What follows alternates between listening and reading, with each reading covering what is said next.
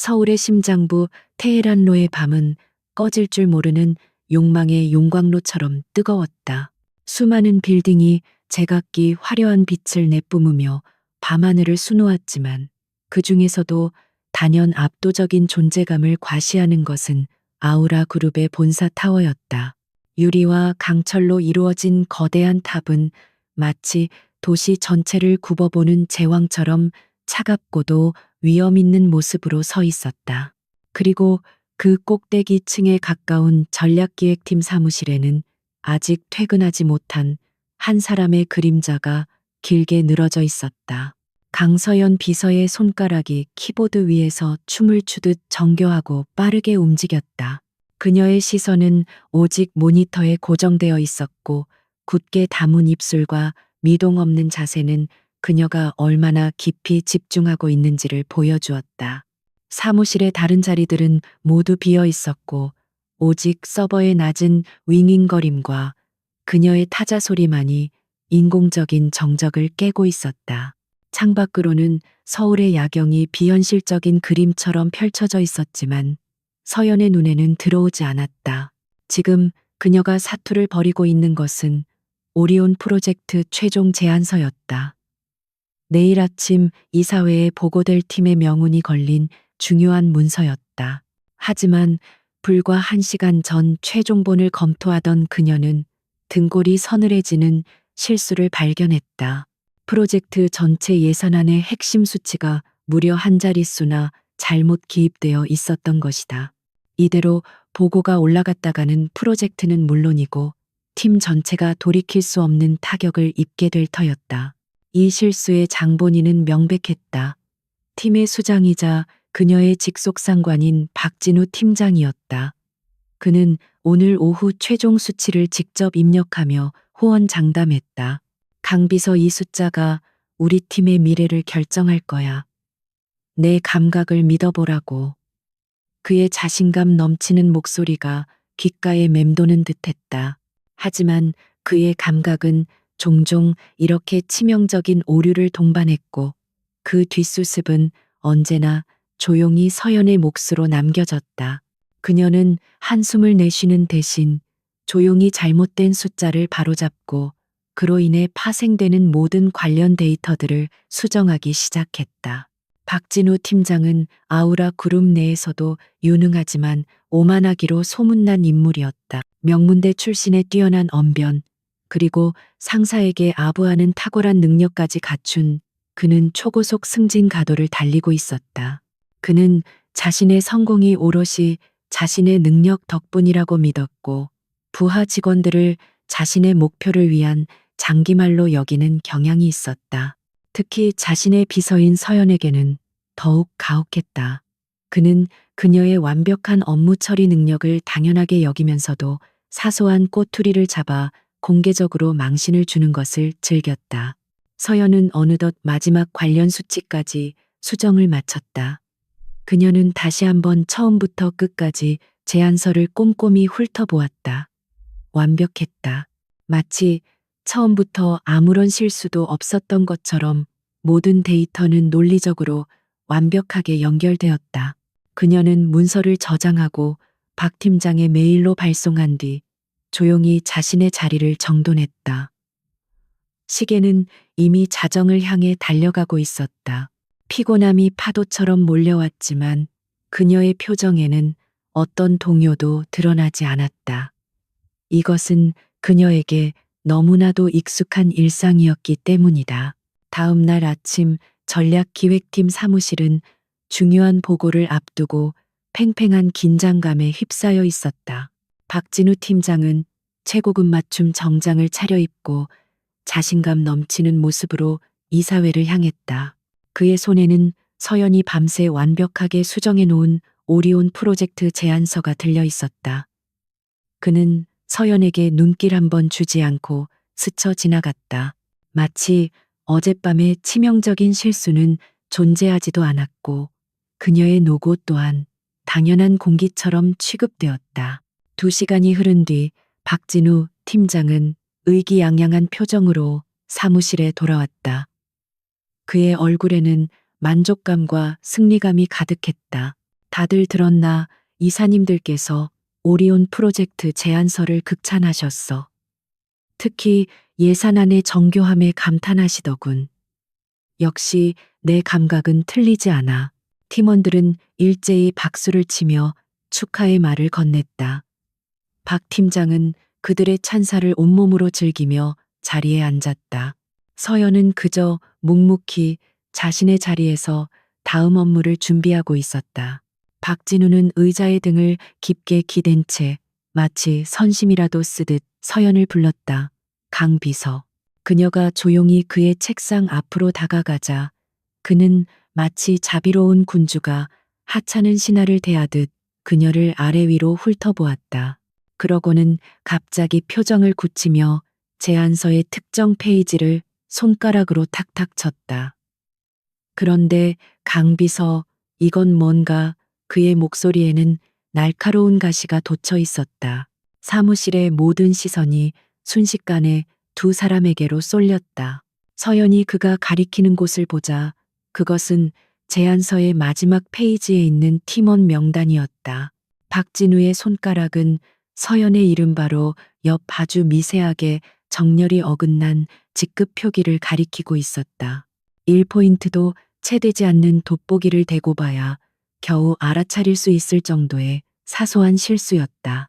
하지만 박진우는 그것을 마치 국가적인 재난이라도 되는 것처럼 부풀리기 시작했다. 그의 목소리는 사무실 전체에 울려 퍼질 정도로 커졌다.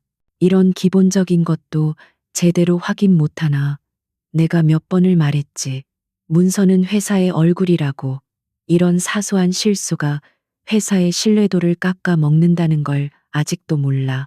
그는 자리에서 벌떡 일어나 서연의 바로 코앞까지 다가왔다. 그의 입에서는 값비싼 향수 냄새와 함께 모욕적인 언사들이 쏟아져 나왔다. 비서라는 사람이 이렇게 꼼꼼하지 못해서야 어디다 쓰겠나. 당신 월급이 아깝다는 생각 안 드나. 정말 실망스럽군, 강 비서. 사무실의 공기는 얼음장처럼 차갑게 얼어붙었다. 팀원들은 어쩔 줄 몰라 하며 시선을 피하거나 혹은 흥미로운 구경거리라도 생긴 듯 힐끔거렸다. 서연은 쏟아지는 비난의 한가운데서 꼿꼿이 서 있었다. 그녀의 얼굴에는 어떤 감정도 떠오르지 않았다. 분노도 억울함도 슬픔도 아니었다. 그저 깊이를 알 수 없는 고요함만이 그녀의 눈동자에 자리하고 있었다. 그녀는 조용히 고개를 숙였다. 죄송합니다, 팀장님. 다음부터는 더 주의하겠습니다. 그녀의 순순한 사과에 박진우는 더욱 기고만장해졌다.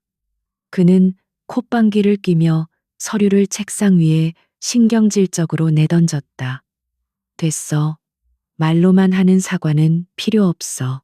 오늘 중으로 제안서 전체 다시 검토해서 오타 하나라도 더 나오면 그땐 각오하는 게 좋을 거야. 그는 마치 큰 선심이라도 쓴 것처럼 말하고는 의자에 다시 앉아버렸다. 서연은 아무 말 없이 제안서를 집어들고 자신의 자리로 돌아왔다. 그녀의 등 뒤로 동정 어린 시선과 조롱 섞인 수군거림이 달라붙었다. 서연은 자리에 앉아 제안서를 펼쳤다. 밤새 자신의 손으로 되살려낸 그리고 방금 전 박진우에게 엄청난 성공을 안겨준 그 결과물이었다. 그녀는 박진우가 지적한 그 미세한 정렬 오류를 말없이 수정했다. 그녀의 손은 떨림없이 침착했다. 하지만 그녀의 내면에서는 차가운 불꽃이 조용히 타오르고 있었다. 이것은 단순히 부당한 대우에 대한 분노가 아니었다. 그것은 인간의 오만함과 어리석음에 대한 깊은 연민이자 곧 다가올 심판에 대한 냉정한 확신이었다. 박진우는 서연의 그런 속내를 전혀 눈치채지 못했다. 그는 그저 유능하지만 순종적인 비서를 마음껏 부릴 수 있다는 사실에 만족할 뿐이었다. 그에게 강서연은 그저 배경도 없고 백도 없는 그저 그런 대학을 나와 운 좋게 아우라 그룹의 비서로 채용된 여자일 뿐이었다. 그는 그녀의 침묵을 무능력과 동의의 표시로 받아들였다. 그가 상상조차 할 수 없는 거대한 진실이 그녀의 고요한 눈동자 뒤에 숨겨져 있다는 사실을 까맣게 모른 채 말이다. 점심시간이 되자 팀원들은 모두 자리를 비웠다.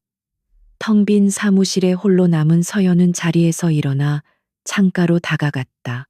눈부신 햇살 아래 서울의 풍경이 끝없이 펼쳐져 있었다.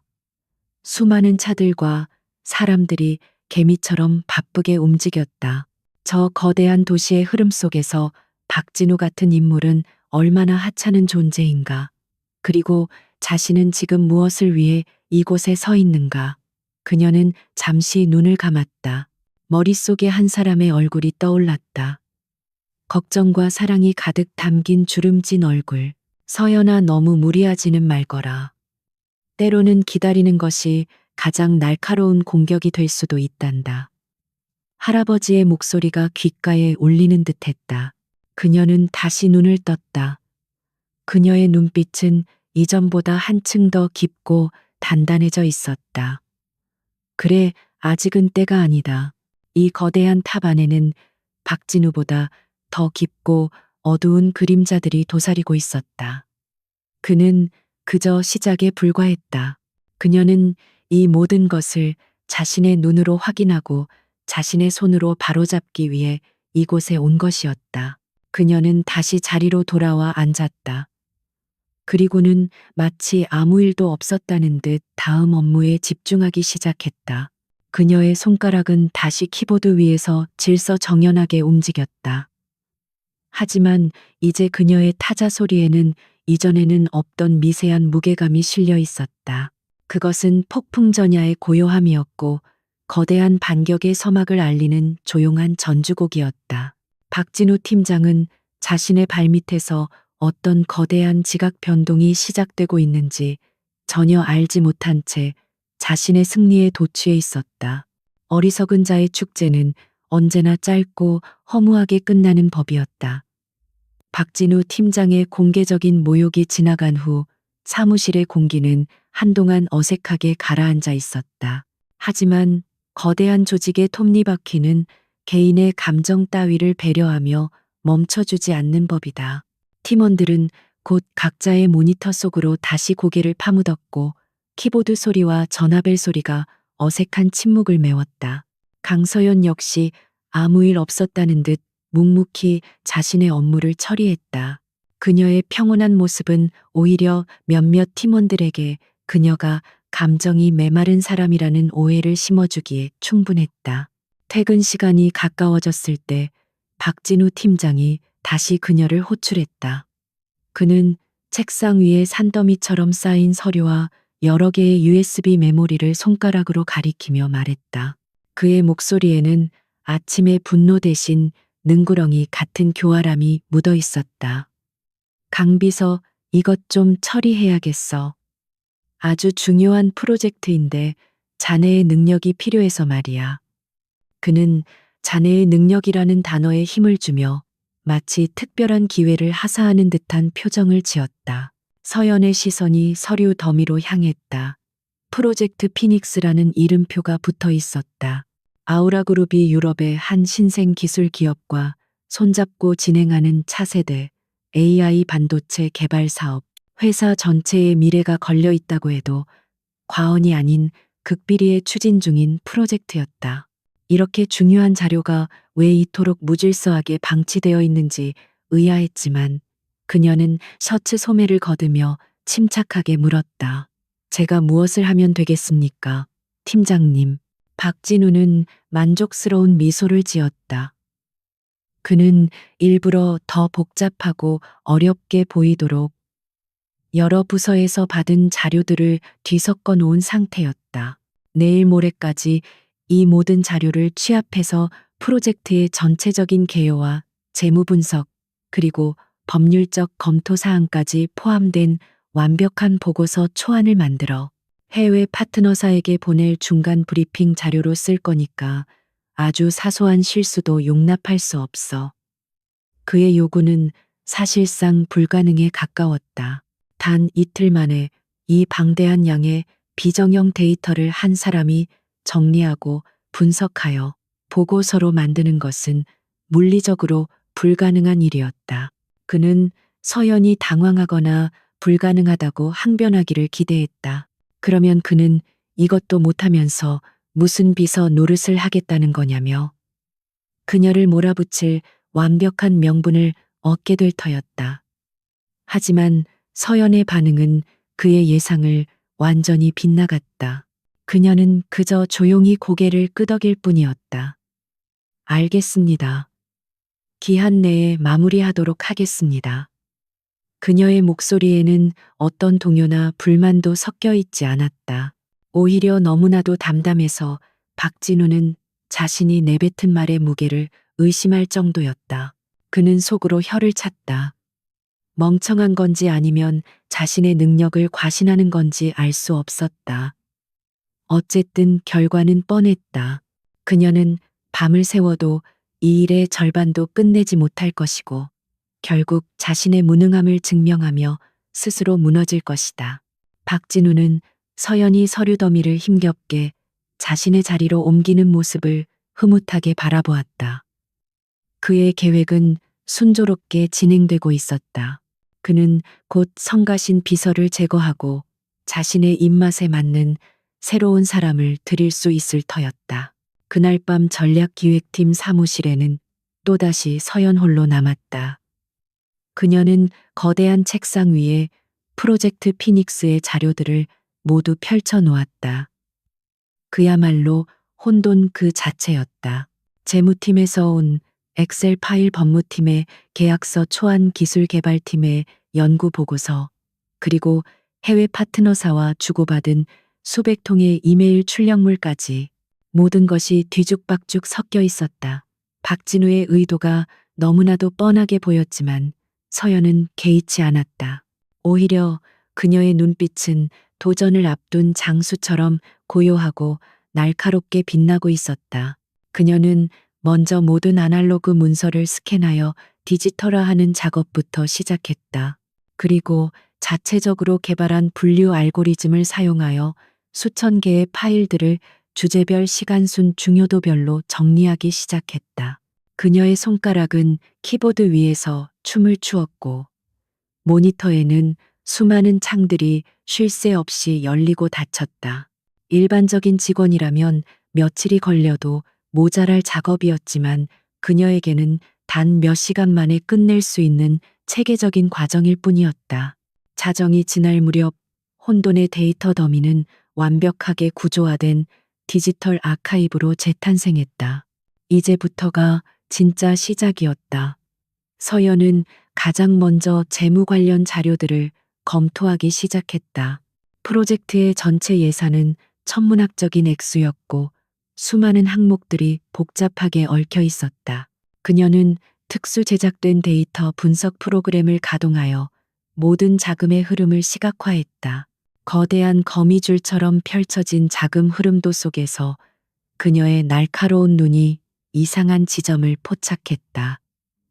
그것은 해외 기술 자문이라는 명목으로 책정된 거액의 비용이었다. 그 자문 비용은 글로벌 테크 솔루션스라는 낯선 이름의 회사로 흘러 들어가고 있었다. 서연은 즉시 해당 회사의 정보를 검색했다. 이상했다. 회사는 불과 몇 달 전 조세 피난처로 유명한 카리브해의 작은 섬나라에 설립된 페이퍼 컴퍼니에 가까웠다. 웹사이트는 조잡했고 공개된 임원진이나 기술진에 대한 정보도 전무했다. 아우라 그룹 같은 거대 기업이 차세대 핵심 기술 프로젝트의 자문을 맡기기에는 터무니없이 의심스러운 회사였다. 서연의 미간이 미세하게 좁혀졌다. 이것은 단순한 실수일까 아니면 의도된 것일까? 그녀는 다른 하청 계약 업체들의 리스트도 면밀히 살폈다. 그러자 비슷한 패턴이 발견되었다. 현지 시장 조사, 마케팅 컨설팅 등의 명목으로 상당한 금액이 지불되고 있는 서너 개의 회사들 역시 설립된 지 얼마 되지 않았고 실체가 불분명한 유령 회사들이었다. 이 회사들에게 흘러들어간 자금의 총액은 프로젝트 전체 예산의 상당 부분을 차지하고 있었다. 이것이 바로 첫 번째 균열이었다. 견고해 보이던 성벽에서 발견된 아주 작지만 치명적인 금. 그녀는 일단 재무 자료에서 발견한 의문점들을 따로 정리해두고 다음으로 법무팀에서 작성한 계약서 초안으로 넘어갔다. 수십 페이지에 달하는 전문 용어로 가득 찬 딱딱한 문서였다. 일반인이라면 몇 페이지를 채 읽기도 전에 포기할 법했지만 서연은 마치 소설책을 읽듯 한 문장 한 문장 꼼꼼하게 분석해 나갔다. 그녀는 과거에 국제 변호사 사무실에서 잠시 일했던 경험이 있었다. 물론 그녀의 이력서에는 그저 사무보조라고만 적혀 있었지만 한참을 읽어 내려가던 그녀의 시선이 한 조항에서 멈췄다. 지적 재산권 공동 소유 및 활용에 관한 규정이었다. 표면적으로는 아우라 그룹과 파트너사가 개발된 기술의 소유권을 동등하게 나눈다는 지극히 합리적인 내용처럼 보였다. 하지만 서연은 그 안에 교묘하게 숨겨진 독소 조항을 발견했다. 단 파트너사는 프로젝트의 원활한 진행을 위해 제3의 전문 기관에 기술 분석 및 평가를 의뢰할 수 있으며 이 과정에서 공유되는 기술 정보는 기밀 유지 협약에 예외로 한다. 등골이 서늘해졌다. 이 조항은 사실상 아우라 그룹의 핵심 기술을 아무런 제약 없이 외부로 유출할 수 있는 뒷문을 활짝 열어주는 것이나 다름없었다. 만약 그 제3의 전문 기관이 경쟁사이거나 혹은 경쟁사와 연결된 위장 기관이라면 프로젝트 피닉스는 아우라 그룹의 미래를 여는 열쇠가 아니라 스스로의 심장을 적에게 내어주는 비수가 될 터였다. 서연은 앞서 발견했던 유령 회사들과 이 독소 조항 사이에 보이지 않는 연결고리를 직감했다. 누군가가 프로젝트 예산을 빼돌리는 동시에 회사의 핵심 기술까지 통째로 팔아넘기려 하고 있었다. 이 모든 의혹의 중심에 누가 있을까? 프로젝트의 총괄 책임자는 바로 박진우 팀장이었다. 그가 이 모든 것을 알고 있었을까? 아니면 그 역시 더 거대한 음모의 일부일 뿐일까? 서연은 차가운 분노와 함께 기묘한 사명감을 느꼈다. 박진우가 그녀에게 이 임무를 맡긴 것은 그녀를 함정에 빠뜨리기 위함이었지만 역설적으로 그는 자신의 범죄 현장으로 그녀를 직접 초대한 셈이 되었다. 그는 그녀를 너무나도 얕보았던 것이다. 동이 트기 시작할 무렵 서연은 마침내 보고서 초안을 완성했다. 하지만 그것은 박진우가 원했던 단순한 요약 보고서가 아니었다. 그녀는 그가 요구한 모든 내용을 완벽하게 정리했을 뿐만 아니라 자신이 발견한 재무적 의문점과 법률적 독소 조항들을 교묘하게 하지만 전문가가 본다면 즉시 알아차릴 수 있도록 각조와 참고자료 형식으로 삽입해 놓았다. 그녀는 진실을 폭로하는 대신 아주 작은 실마리들을 보고서 곳곳에 심어두었다. 지금 당장 모든 것을 터뜨리는 것은 어리석은 짓이었다. 뱀을 잡으려면 굴 전체를 파악해야만 했다. 그녀는 완성된 파일을 박진우 팀장에게 이메일로 발송하고 잠시 의자의 등을 기댔다. 창밖으로 서울의 새벽이 밝아오고 있었다. 거대한 도시는 새로운 하루를 시작하기 위해 기지개를 켜고 있었다. 서연의 눈에는 더 이상 피로감이 남아있지 않았다. 대신 거대한 적을 마주한 전사의 차갑고도 맑은 결의가 그 자리를 채우고 있었다. 그녀는 이제 더 이상 단순한 비서가 아니었다. 그녀는 보이지 않는 전쟁의 최전선에 선 이름 없는 감시자였다. 다음 날 아침 강서연이 평소와 다름없는 시간에 출근했을 때 박진우 팀장은 이미 자신의 자리에 앉아 그녀가 보낸 보고서를 읽고 있었다. 그의 얼굴에는 감출 수 없는 놀라움과 미심쩍음이 뒤섞여 있었다. 그는 서연이 불가능한 임무 앞에서 좌절하고 허술한 결과물을 제출하리라 예상했다. 하지만 그의 눈앞에 있는 보고서는 완벽 그 자체였다. 논리 정연한 구조 핵심을 꿰뚫는 분석, 심지어 디자인적인 측면까지 흠잡을 데가 없었. 박진우는 겉으로는 태연한 척했지만 속으로는 당혹감을 금치 못했다. 그는 서연을 곁눈질로 힐끗 쳐다보았다. 그녀는 그저 평소처럼 컴퓨터를 켜고 아침 업무를 준비하고 있었다. 마치 지난밤의 사투는 존재하지 않았다는 듯 그녀의 얼굴에는 피곤한 기색조차 보이지 않았다.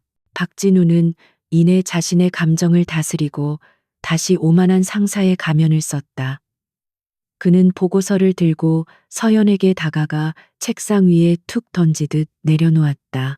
겨우 시간은 맞췄군. 내용은 대충 훑어봤는데 아직 부족한 점이 많아. 내가 좀 더 손을 봐야겠어. 그는 그렇게 말하며 그녀의 공을 아무렇지 않게 가로챘다. 서연은 그저 고개를 숙이며 알겠습니다. 팀장님이라고 대답할 뿐이었다.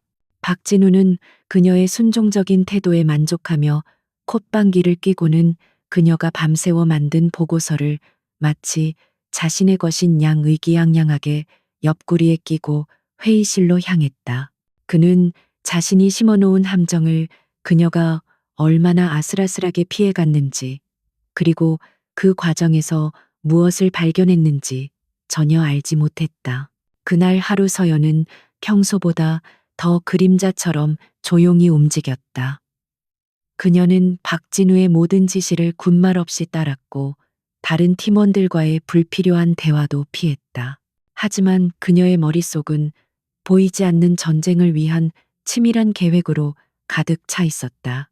그녀는 낮 동안 자신의 역할을 완벽하게 수행하며 의심을 피하는 한편 밤이 오기만을 기다렸다. 진짜 싸움은 모두가 잠든 시간에 그녀만의 공간에서 시작될 것이었다. 퇴근 후 서연은 번화한 강남의 거리를 지나 자신의 오피스텔로 향했다. 그녀의 집은 겉보기에는 평범하고 미니멀한 공간이었지만 한쪽 벽면을 가득 채운 책장 뒤에는 그녀만이 아는 비밀이 숨겨져 있었다. 특정 책을 당기자 책장이 소리 없이 옆으로 미끄러지며 차가운 금속과 푸른 LED 불빛으로 가득한 작은 공간이 드러났다. 그곳은 그녀가 직접 구축한 최첨단 보안 서버와 다중 모니터 시스템이 갖춰진 그녀만의 비밀 지휘 통제실이었다. 서연은 익숙하게 시스템을 부칭했다. 화면에는 복잡한 코드와 암호화된 인터페이스가 떠올랐다. 그녀는 이곳에서라면 아우라 그룹의 내부 보안망보다 훨씬 더 안전하고 자유롭게 움직일 수 있었다.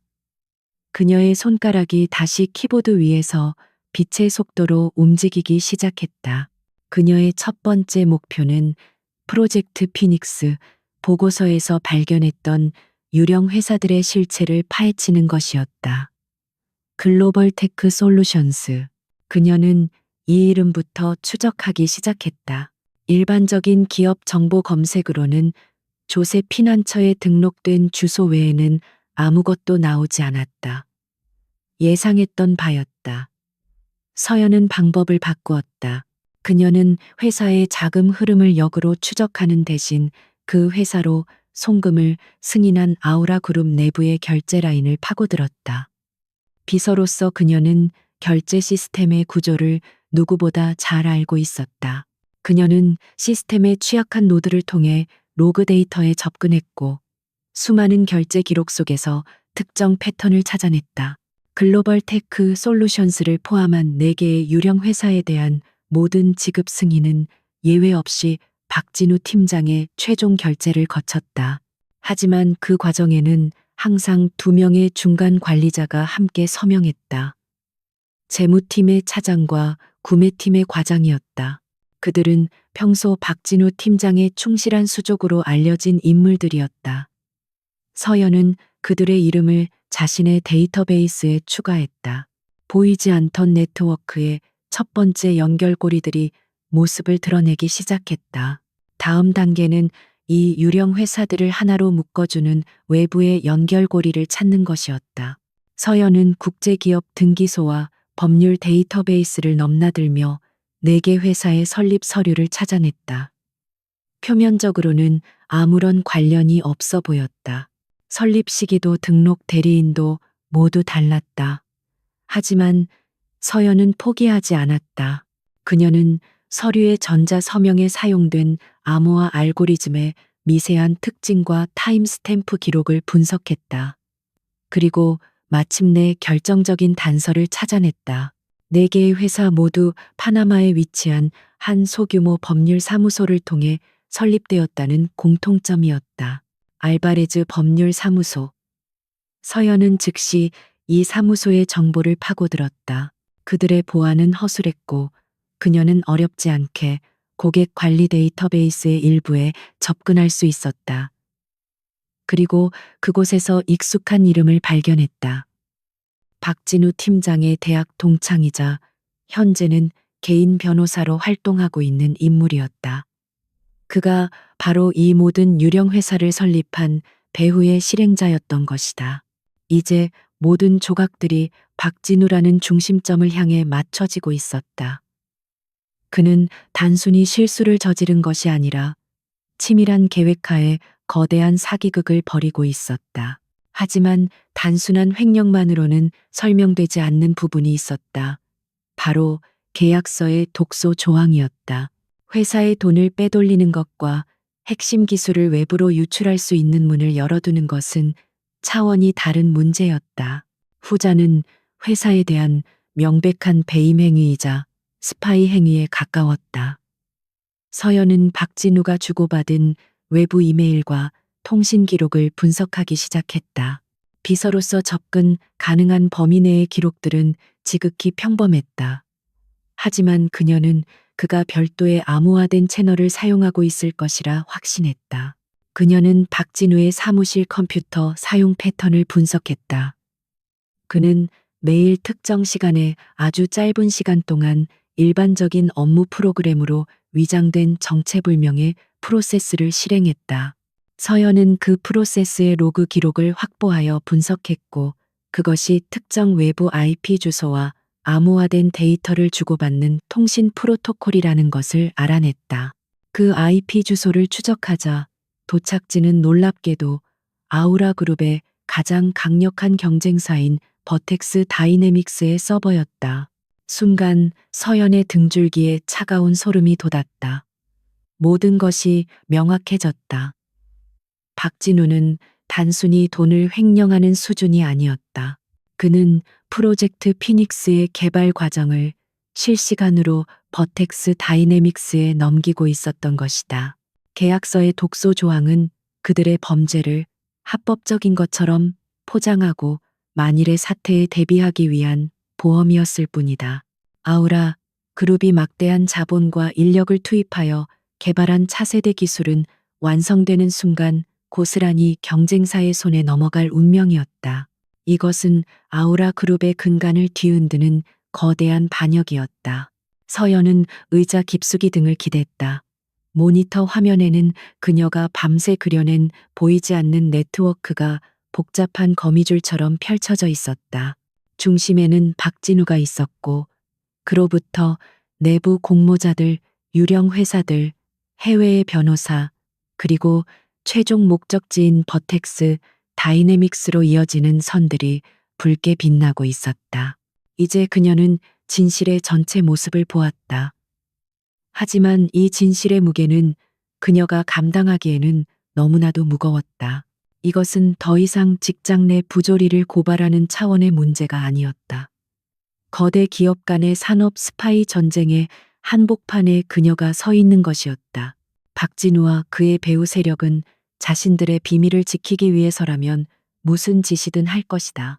만약 자신이 이 사실을 알고 있다는 것이 발각된다면 자신의 신변 또한 안전을 보장할 수 없었. 평범한 비서 강서연으로서 그녀가 이 거대한 네트워크에 맞서 할 수 있는 일은 아무것도 없어 보였다.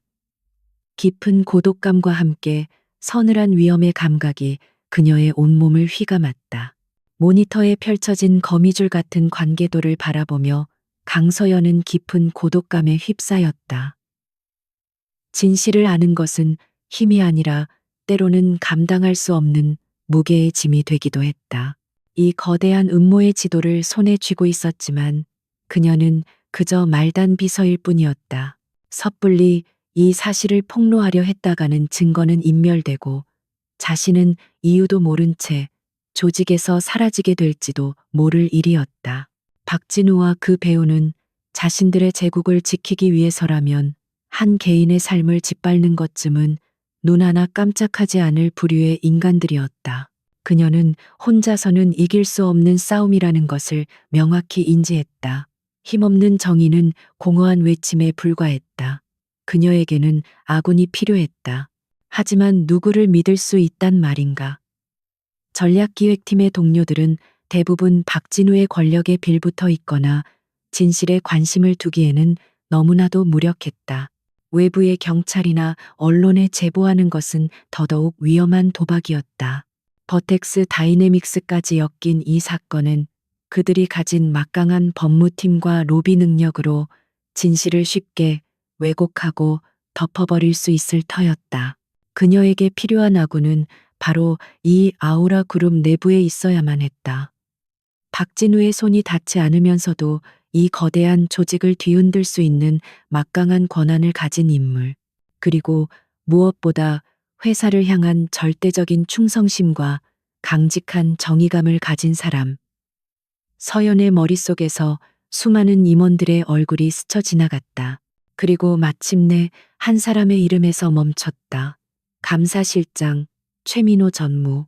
최민호 전무는 아우라 그룹 내에서 저승사자로 불리는 인물이었다. 그는 창업주 시절부터 회장 비서실에서 잔뼈가 굵은 인물로 현 강민준 회장의 절대적인 신임을 받는 것으로 유명했다. 그의 감사실은 그룹 내에서 유일하게 모든 부서에 대한 독립적인 조사 권한을 가진 막강한 조직이었다. 지난 수년간 수많은 비리 임직원들이 그의 날카로운 감사 칼날에 목이 날아갔다. 그는 누구의 편도 들지 않고 오직 회사의 이익과 정의만을 기준으로 움직이는 사람이었다. 하지만 그에게 접근하는 것 자체가 또 다른 문제였다. 감사실은 철저한 보안으로 유명했고 최민호 전무는 불필요한 외부 접촉을 극도로 꺼리는 성격이었다. 일개 비서가 전무를 독대하여 이런 엄청난 사실을 털어놓는다는 것 자체가 비현실적인 이야기였다. 의심을 사는 순간 모든 계획은 수포로 돌아갈 것이고 정보는 박진우의 귀에까지 흘러들어갈 위험이 있었다. 그녀는 훨씬 더 신중하고 전략적으로 움직여야만 했다. 서연은 모든 것을 한 번에 보여주는 대신 전문가의 호기심을 자극할 만한 미끼를 던지기로 결심했다. 거대한 퍼즐의 아주 작은 한 조각. 하지만 그 조각 하나만으로도 전체 그림의 끔찍함을 짐작하게 할 수 있는 그런 결정적인 조각 말이다. 그녀는 자신이 밤새 분석했던 자료들 중에서 가장 완벽한 미끼를 골라냈다. 그것은 글로벌 테크 솔루션스에 지급된 자문 비용에 대한 품위서 사본이었다. 그 서류 한 장에는 여러 개의 의문점이 교묘하게 숨어 있었다. 첫째, 수십억 원에 달하는 거액의 지급 요청임에도 불구하고 첨부된 근거 자료가 터무니없이 부실했다. 둘째, 중간 결제, 라인의 서명이 평소와 미세하게 달랐다. 아마도 누군가 급하게 위조했을 가능성이 있었다. 그리고 마지막으로 서연이 의도적으로 추가해 놓은 작은 메모. 공식 협력사 데이터베이스에서 해당 업체 검색 불가, 재무팀 확인 요망. 이것은 그녀가 성실한 비서로서 자신의 업무를 수행하다가 우연히 발견한 문제점처럼 보이게 만들 완벽한 장치였다. 이제 남은 것은 어떻게 이 서류를 최민호 전무에게 우연히 전달하느냐였다. 며칠간 서연은 최 전무의 동선을 면밀히 파악했다. 그는 매일 아침 7시 정각인적이 드문 비상계단을 통해 자신의 집무실이 있는 45층까지 걸어서 올라가는 습관이 있었다.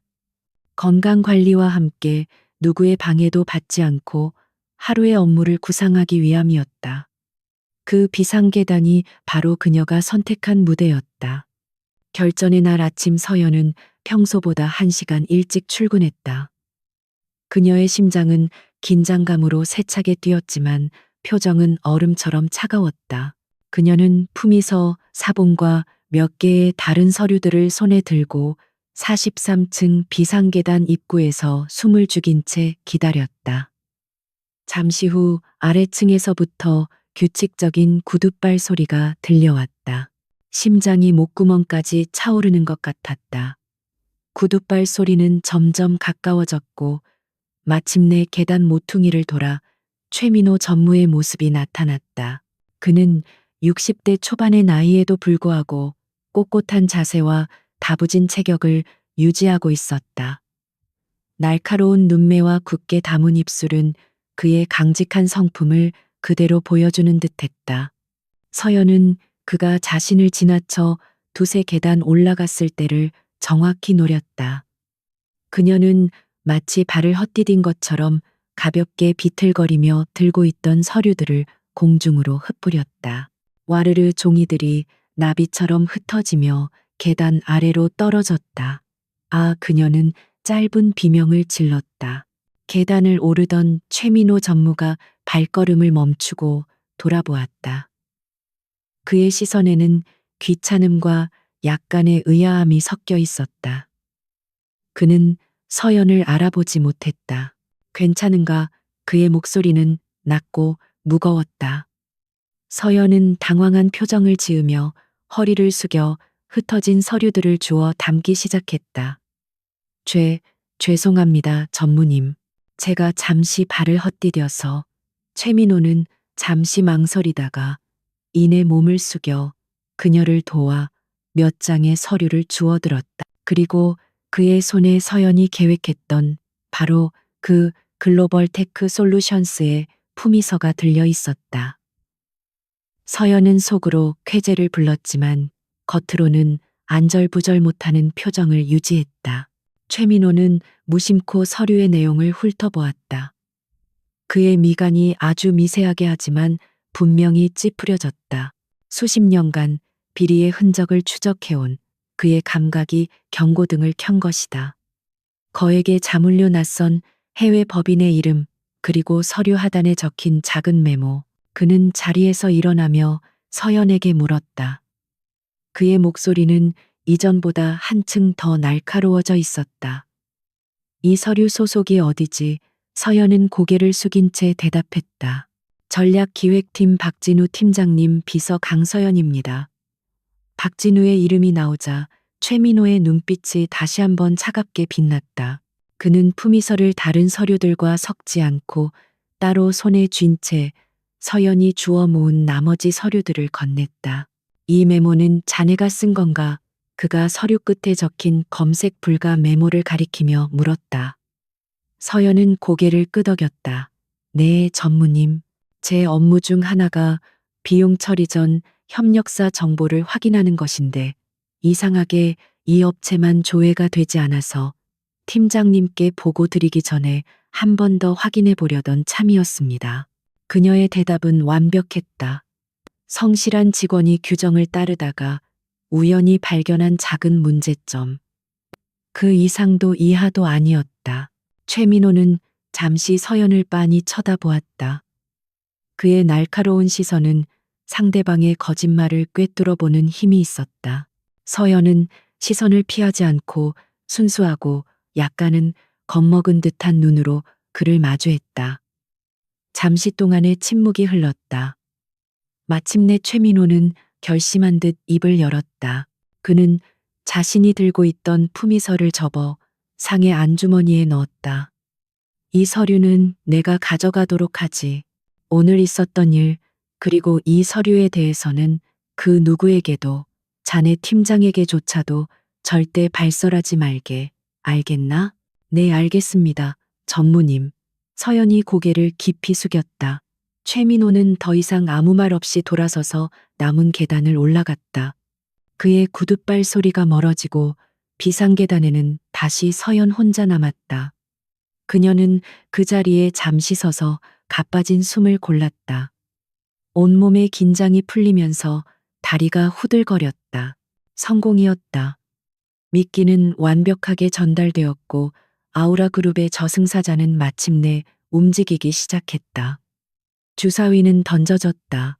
이제 그녀는 자신의 자리로 돌아가 아무 일도 없었다는 듯 평소의 강서연으로 돌아가야만 했다. 폭풍이 몰려오기 전까지 최민호 전무에게 미끼를 던진 며칠 동안 강서연의 일상은 겉보기에는 아무런 변화도 없이 평온하게 흘러갔다. 그녀는 여전히 박진우 팀장의 완벽한 비서였고 쏟아지는 업무를 흠잡을 데 없이 처리했으며 그의 부당한 질책에도 묵묵히 고개를 숙였다. 하지만 수면 아래에서는 거대한 조류가 움직이기 시작하고 있었다. 그녀가 던진 작은 돌멩이는 고요하던 호수 전체에 보이지 않는 파문을 일으키고 있었다. 변화의 첫 번째 징후는 박진우 팀장에게서 나타났다. 그는 눈에 띄게 예민하고 신경질적으로 변했다. 평소에도 오만하고 독선적이긴 했지만 최근에 그는 마치 덫에 걸리기 직전의 맹수처럼 주위의 모든 것을 경계하고 의심했다. 그는 서류의 아주 사소한 오타에도 불같이 화를 냈고 팀원들의 일거수일투족을 감시하듯 지켜보았다. 사무실 전체가 그의 살얼음 같은 분위기에 짓눌려 숨막히는 긴장감에 휩싸였다. 서연은 그 변화의 원인이 무엇인지 짐작하고 있었다. 최민호의 감사실이 마침내 움직이기 시작한 것이다. 그들의 조사는 결코 요란하거나 눈에 띄지 않았다. 마치 스며드는 물처럼 조용하고 은밀하게 조직의 가장 깊숙한 곳까지 파고들었다. 아마도 재무팀이나 구매팀의 누군가가 비공식적인 조사를 받았을 것이고 그 정보가 박진우의 귀에까지 흘러 들어갔을 터였다. 그는 아직 감사의 칼날이 자신의 목을 겨누고 있다는 사실은 몰랐지만 무언가 심상치 않은 일이 벌어지고 있다는 동물적인 위기감은 느끼고 있었다. 그리고 그의 의심의 화살은 자연스럽게 가장 가까이에 있는 서연을 향했다. 그는 그녀의 완벽함이 오히려 부자연스럽다고 느끼기 시작했다. 그녀의 순종적인 태도 뒤에 무언가 다른 얼굴이 숨겨져 있을지도 모른다는 의심이 싹텄다. 그는 서연에게 이전보다 훨씬 더 과도하고 부당한 업무를 지시하기 시작했다. 새벽까지 이어지는 보고서 작성 주말, 긴급 출근, 심지어는 자신의 개인적인 심부름까지. 그것은 그녀를 시험하고 한계까지 몰아붙여 실수를 유발하거나 혹은 숨겨진 본 모습을 드러내게 하려는 교활한 함정이었다. 서연은 그의 의도를 꿰뚫어 보면서도 모든 지시를 묵묵히 수행했다. 그녀는 피곤한 기색 하나 없이 오히려 기계처럼 더 정확하고 완벽하게 모든 일을 처리해냈다. 그녀의 그런 모습은 박진우의 의심을 더욱 증폭시켰다. 그는 마치 체스판 위에서 상대의 다음 수를 예측하려는 듯 그녀의 모든 행동, 모든 표정, 모든 단어 하나하나를 집요하게 분석했다. 하지만 그녀의 방어는 너무나도 견고해서 어떤 틈도 보이지 않았다. 결국 박진우는 다른 방법을 쓰기로 결심했다. 직접적인 공격으로 무너뜨릴 수 없다면 주변을 흔들어 공포 분위기를 조성하고 스스로 무너지게 만드는 것이다. 그의 희생양으로 선택된 것은 입사한 지 갓 1년이 지난 신입사원 김민준이었다. 그는 성실하고 열정적이었지만 아직 업무가 서툴고 종종 작은 실수를 하곤 했다. 박진우는 바로 그 점을 노렸다. 그는 모두가 보는 앞에서 김민준에게 중요한 해외 바이어에게 보낼 견적서 작성을 지시했다. 김민준은 중책을 맡았다는 사실에 긴장하면서도 최선을 다해 서류를 작성했다. 그는 몇 번이고 숫자를 확인하고 서연에게까지 찾아와 조언을 구하기도 했다. 서연은 그를 도와 꼼꼼하게 서류를 검토해 주었다. 마침내 완성된 견적서는 박진우의 최종 결제를 위해 그의 책상 위에 올려졌다. 박진우는 서류를 대충 훑어보는 척하다가 아무도 눈치채지 못하게 소수점 하나의 위치를 미세하게 수정했다. 단 하나의 점이었지만 그로 인해 전체 견적 금액은 10배나 뻥튀기 되었다. 그리고 그는 아무 일 없었다는 듯 서류에 서명하고 김민준에게 즉시 발송하라고 지시했다. 아무것도 모르는 김민준은 기쁜 마음으로 이메일을 발송했다. 재앙은 바로 다음 날 아침에 터졌다. 해외 바이어로부터 격앙된 항의 전화가 빗발쳤다. 터무니없는 가격으로 자신들을 우롱하려 했다는 것이었다. 회사의 신뢰도는 하루아침에 땅에 떨어졌고 수개월간 공들여온 계약은 파기될 위기에 처했다. 사무실은 발칵 뒤집혔다. 박진우는 기다렸다는 듯이 모든 팀원들을 회의실로 소집했다. 그리고는 분노에 찬 목소리로 소리쳤다. 도대체 누가 이런 말도 안 되는 실수를 저지른 거야. 우리 팀 전체 아니 회사 전체의 얼굴에 먹칠을 했어. 모든 시선이 겁에 질린 김민준에게로 향했다. 그는 얼굴이 새하얗게 질린 채 자신이 보낸 견적서의 숫자가 왜 그렇게 되어 있는지 이해할 수 없다는 표정으로 고개를 저었다. 박진우는 김민준의 바로 앞으로 다가가 서류를 그의 얼굴에 집어던졌다. 내놈 짓이지. 이런 기본적인 숫자 하나 제대로 확인 못하나 신입이면 다 용서가 될 줄 알았어. 너 같은 놈 하나 때문에 회사가 입는 손해가 얼마인 줄 알아. 그의 폭언은 회의실 전체를 울렸다. 김민주는 눈물을 글썽이며 필사적으로 항변했다. 아닙니다. 팀장님, 저는 분명히 확인했습니다. 제가 보낼 때는 절대 저 숫자가 아니었습니다. 누군가 바꾼 게 틀림없습니다. 그때 박진우의 차가운 시선이 서연에게로 향했다. 강비서 김민준 사원이 작성한 견적서 최종 발송 전에 확인했나? 갑작스러운 질문에 회의실의 모든 이목이 서연에게 집중되었다. 이것이 바로 박진우가 노린 순간이었다. 만약 서연이 확인했다고 대답하면 그녀는 관리 감독의 책임을 지게 될 것이다. 만약 확인하지 않았다고 하면 그녀는 비서로서의 직무를 유기한 것이 된다. 어느 쪽이든 그녀에게는 상처가 남는 교활한 함정이었다. 서연은 자리에서 일어섰다. 그녀의 얼굴에는 어떤 감정도 떠오르지 않았다. 그녀는 잠시 김민준의 떨리는 눈과 박진우의 비열한 미소를 번갈아 보았다. 그리고는 차분하고 명료한 목소리로 대답했다. 네, 팀장님. 제가 김민준 사원과 함께 최종본을 확인했습니다. 그리고 제가 확인했을 당시의 파일은 제 컴퓨터에 백업으로 저장되어 있습니다. 그녀의 말에 박진우의 얼굴이 순간 굳어졌다. 그는 서연이 모든 작업 파일을 개인적으로 백업하는 습관이 있다는 사실을 미처 계산하지 못했던 것이다. 서연은 계속해서 말했다. 지금 즉시 원본 파일과 팀장님께서 서명하신 최종 발송본, 그리고 해외 바이어에게 전송된 이메일의 로그 기록을 대조해보면 어느 시점에서 데이터가 변조되었는지 명확히 확인할 수 있을 겁니다. 그녀의 목소리에는 흔들림이 없었다. 그것은 진실을 아는 자만이 가질 수 있는 단단한 자신감이었다. 그녀는 박진우를 똑바로 쳐다보았다. 그녀의 고요한 눈빛은 마치 당신이 범인이라는 것을 알고 있다고 말하는 것 같았다. 회의실에는 무거운 침묵이 흘렀다.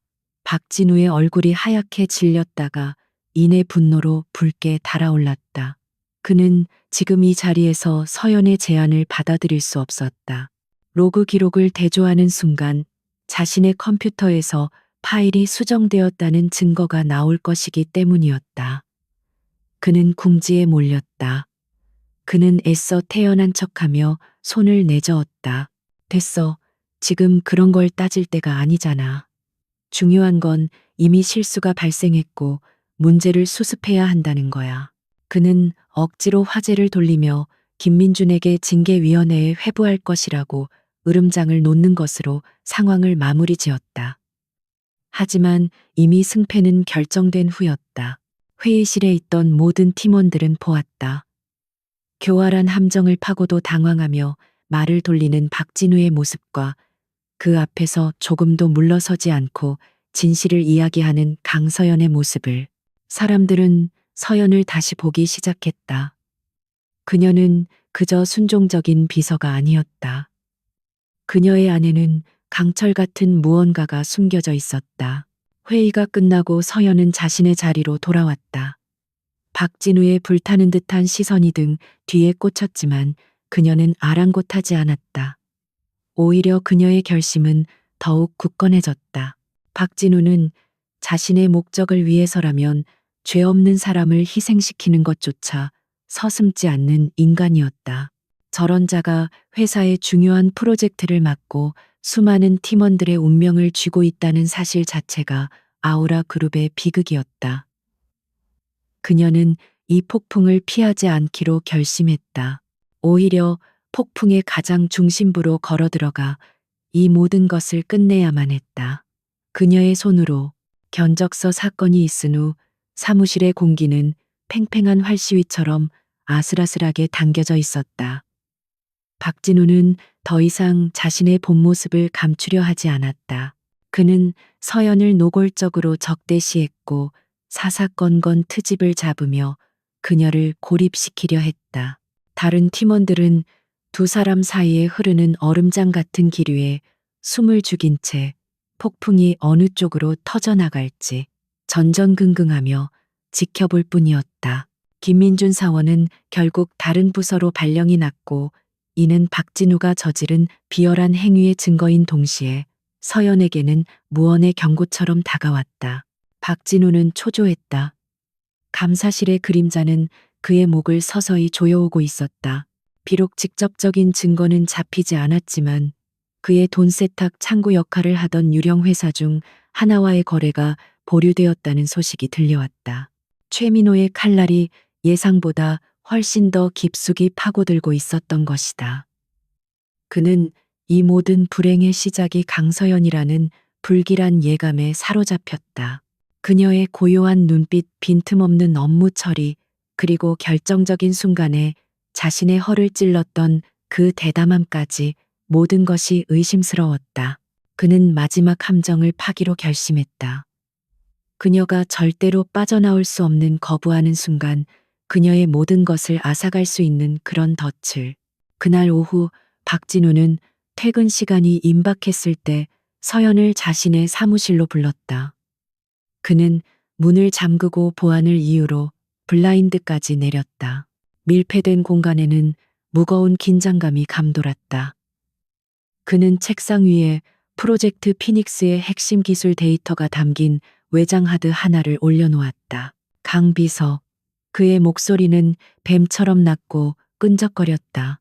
이 데이터를 해외 파트너사에게 보내야겠어. 공식적인 절차를 밟기에는 시간이 너무 촉박해. 자네 개인 이메일을 사용해서 지금 즉시 전송하도록 해. 그의 요구는 명백한 회사 규정 위반이었다. 아우라 그룹의 모든 대외비 문서는 암호화된 내부 전산망을 통해서만 전송이 가능했으며 개인 이메일을 사용하는 것은 해고 사유에 해당하는 중범죄였다. 이것은 서연에 대한 충성도 테스트이자 그녀를 공범으로 만들어 입을 막으려는 비열한 계략이었다. 서연은 외장 하드를 내려다보았다. 그녀의 표정에는 어떤 변화도 없었다. 하지만 그녀의 등줄기로는 차가운 식은땀이 흘러내렸다. 이 데이터를 넘기는 순간 그녀는 박진우와 함께 돌이킬 수 없는 강을 건너게 될 터였다. 그녀는 고개를 들어 박진우를 똑바로 쳐다보았다. 그리고 처음으로 그의 부당한 지시에 정면으로 맞서기로 결심했다. 팀장님, 그 지시는 따를 수 없습니다. 그녀의 목소리는 조용했지만 그 안에는 강철 같은 의지가 담겨 있었다. 박진우의 얼굴 근육이 경련을 일으켰다. 그는 자신의 귀를 의심했다. 감히 일개 비서 따위가 자신의 명령을 거부하다니. 뭐라고 지금 내 말을 거역하겠다는 건가? 그의 목소리에 살기가 어렸다. 서연은 한 걸음도 물러서지 않았다. 팀장님의 명령을 거역하는 것이 아닙니다. 회사의 보안 규정을 지키려는 것뿐입니다. 해당 데이터는 정보보안팀의 승인을 거쳐 공식 내부망을 통해서만 전송해야 합니다. 제가 지금 바로 절차를 진행하겠습니다. 그녀의 논리 정연하고 이성적인 대답은 박진우의 마지막 남은 이성의 끈을 끊어버렸다. 그는 자리에서 벌떡 일어나 서연의 앞으로 성큼성큼 다가왔다. 그의 얼굴은 분노로 시뻘겋게 달아올라 있었고 눈은 증오로 번들거렸다. 그는 서연의 팔뚝을 거칠게 움켜쥐었다. 엄청난 악력의 서연의 얼굴이 순간 고통으로 일그러졌다. 내년이 감히 날 가르치려 들어. 회사 규정 웃기지 마. 이 팀에서는 내가 법이고 내가 규정이야. 그는 서연을 책상 구석으로 몰아붙였다. 그의 입에서는 악취와 함께 위협적인 말들이 쏟아져 나왔다. 네가 요즘 내 뒤를 캐고 다닌다는 거 내가 모를 줄 알았나? 최민호 그 늙은 여우에게 뭘 흘렸는지는 모르겠지만 착각하지 마. 내까지 거 하나 처리하는 건 일도 아니니까. 그의 눈빛은 더 이상 상사의 것이 아니었다. 그것은 자신의 앞길을 막는 것은 무엇이든 부숴버리려는 이성을 잃은 짐승의 눈빛이었다. 얌전히 내 말 들었으면 좋았잖아. 그럼 너도 떡고물이라도 챙길 수 있었을 텐데. 하지만 이제 늦었어. 그는 서연의 귓가에 속삭였다. 그의 목소리는 차갑고 잔인했다. 오늘 밤 집에 돌아갈 때 뒤통수 조심하는 게 좋을 거야. 밤길은 어둡고 세상에는 억울하게 사고 당하는 사람들이 생각보다 많거든. 내 부모님도 갑자기 딸 자식을 잃고 싶진 않으시겠지. 그것은 명백한 살해 협박이었다. 단순한 직장 내 괴롭힘의 차원을 넘어선 그녀의 생명을 위협하는 직접적인 공격이었다. 그 순간 서연의 머릿속에 있던 모든 복잡한 계산과 계획이 사라졌다.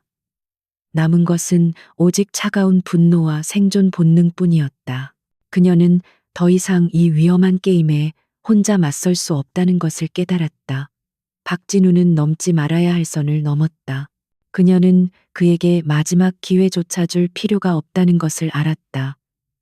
그녀는 움켜쥔 박진우의 손을 뿌리치려 애쓰는 대신 오히려 모든 힘을 빼고 그를 쳐다보았다. 그녀의 눈에는 더 이상 두려움이 없었다. 그 자리에는 깊이를 알 수 없는 경멸과 연민이 자리하고 있었다. 그녀의 그런 눈빛에 박진우는 오히려 순간적으로 당황했다. 그는 거칠게 그녀를 밀치고는 소리쳤다.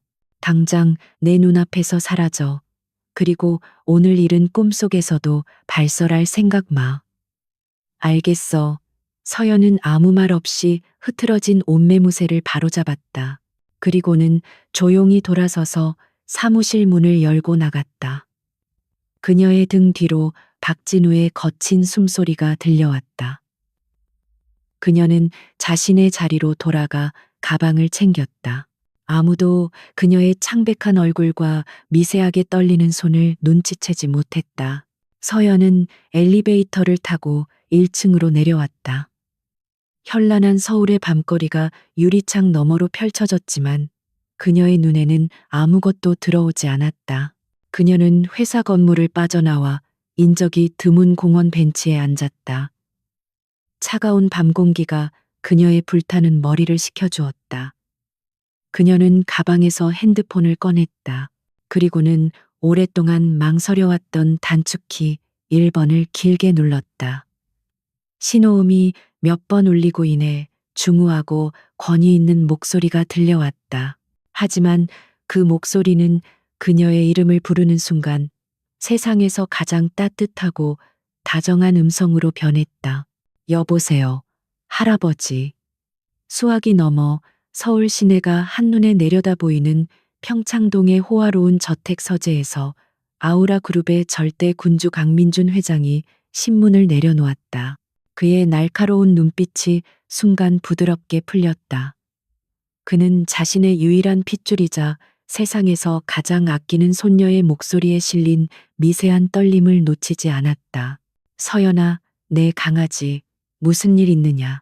수화기 너머로 들려오는 할아버지의 따뜻한 목소리에 강서연은 그동안 억눌러왔던 모든 감정이 한꺼번에 터져 나오는 것을 느꼈다. 그녀의 눈에서 뜨거운 눈물이 뺨을 타고 흘러내렸다. 하지만 그녀는 울음소리를 내지 않았다. 대신 떨리는 목소리로 지난 몇 주간 자신이 겪고 발견했던 모든 일들을 차분하게 그리고 논리적으로 설명하기 시작했다. 박진우 팀장의 교묘한 공적 가로채기부터 시작해서 프로젝트 피닉스에 숨겨진 유령 회사들의 존재, 계약서의 독소 조항, 그리고 마침내 방금 전 사무실에서 겪었던 직접적인 사례, 협박까지. 평창동의 서재 강민준 회장은 손녀의 보고를 듣는 내내 단 한마디의 질문도 하지 않았다. 그의 얼굴에서 손녀를 향한 따스함은 온데간데 없이 사라지고 거대한 제국을 호령하는 군주의 차갑고 냉혹한 표정만이 남아 있었다. 그의 눈빛은 분노로 이글거렸지만 그 분노는 결코 경솔한 행동으로 이어지지 않았다. 오히려 용광로의 불길처럼 모든 감정을 녹여내어 예리하고 단단한 강철 같은 결단력을 벼려내고 있었다.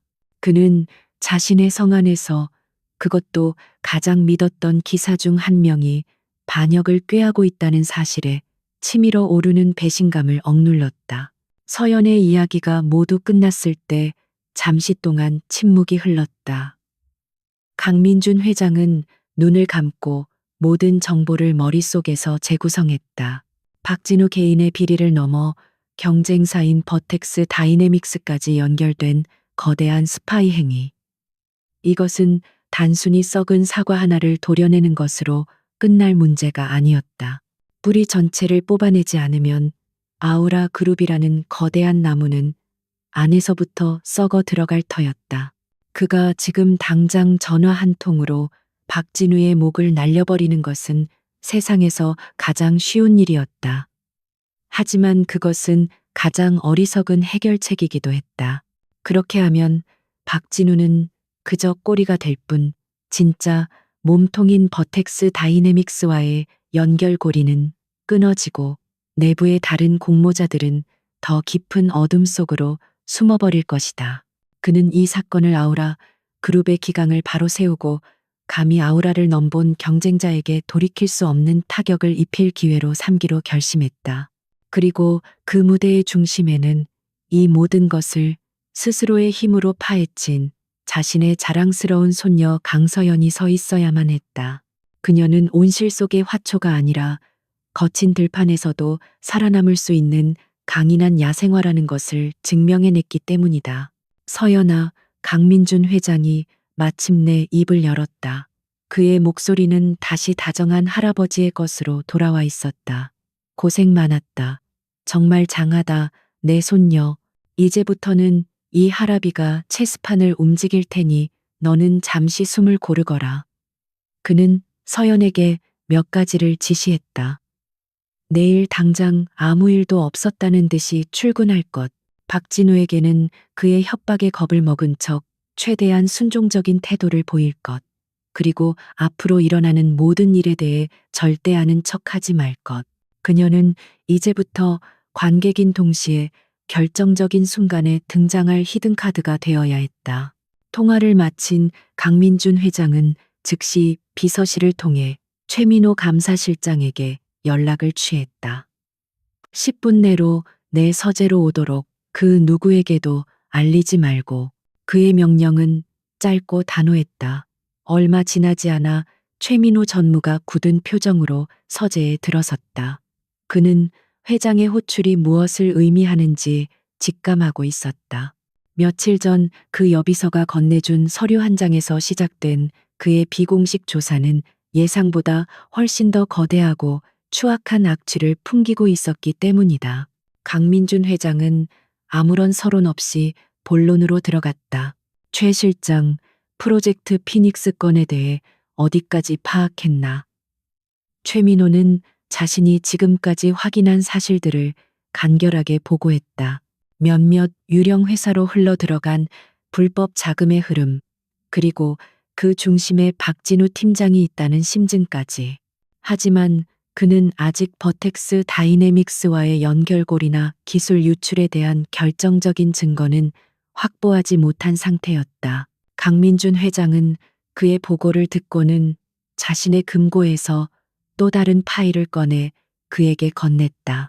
그 안에는 서연이 밤새 정리했던 박진우의 배임 행위에 대한 모든 증거 자료들이 담겨 있었다.